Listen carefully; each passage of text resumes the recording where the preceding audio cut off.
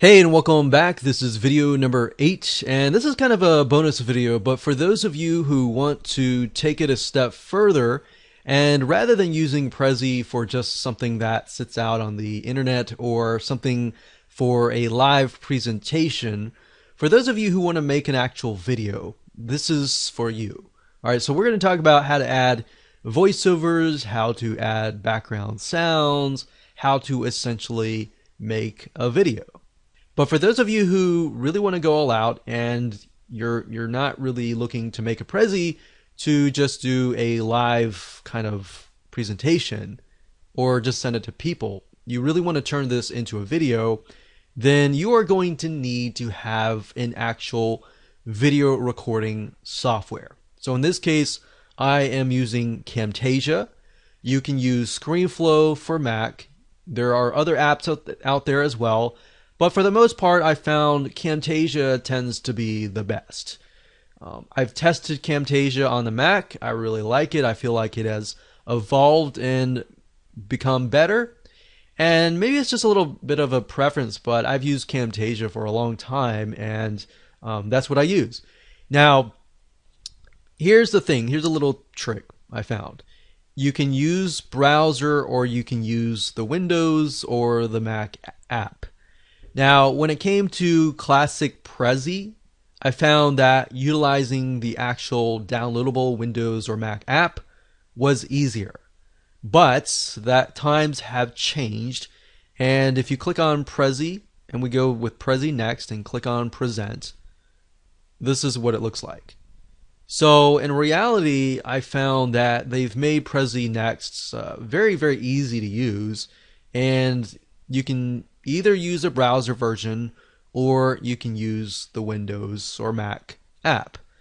So if you're using the classic Prezi, then what I found is it's just easier to use the downloadable Windows or Mac app. If you're using Prezi Next, it doesn't matter. You use browser or you can also use the downloadable app. Both actually work. So learn from me because, I've recorded many videos and since then made a lot of Prezis, and the classic Prezis were actually very difficult to record because a lot of times, the reason why was a lot of times the browser app, things would just get in the way and it'd be really hard to record.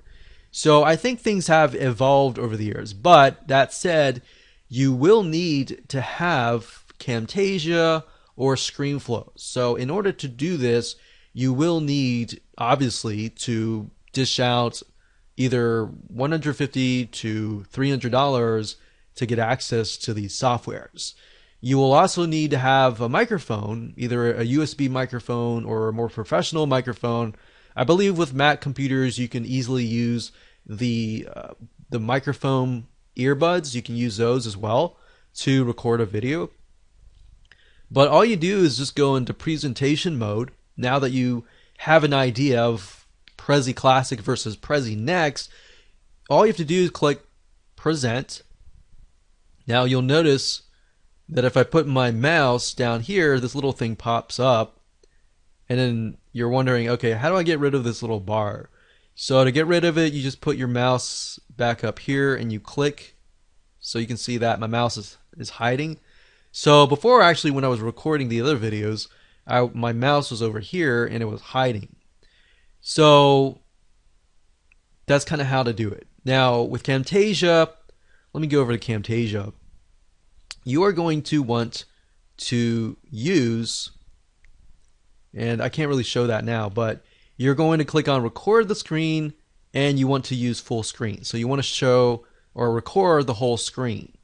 And then typically after that, once you have recorded it, you want to get it down to 1280 by 720 editing dimensions, which is HD quality standard.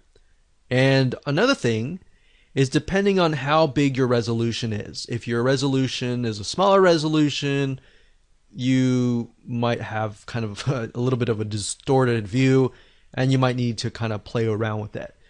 But when it comes to editing, let's say for this one here, if and when you have elements that are like popping up or in the way, you can use the zoom and pan feature, and you go here and you just move it up like that. So you can move it up. Obviously, it crops out certain elements of the actual video, but then you remove the elements that are popping in and all that. So that's something good to know. I mean, I've made so many Prezi videos over the years that I've realized there are certain elements, certain things that you'll run into along the way that you'll never really know unless you actually do it. So like I said, you got to do it a few times, sometimes a few times, sometimes 10 times, sometimes 20 times, until you perfect your own process. But that's fine. That's part of the game. And at the end of the day, you know, some of your videos that start out may be slow.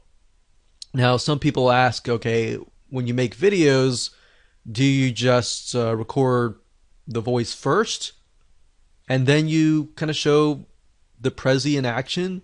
Or do you actually walk through while you're showing the Prezi?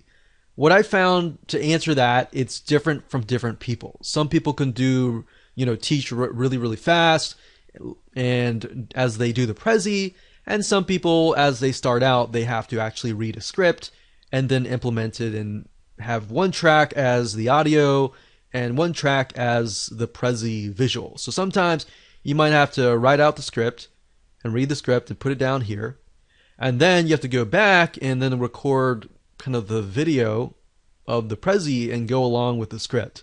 So it really depends on you and how you speak. Some of you might be comfortable with speaking, like me, I can just go straight in and teach.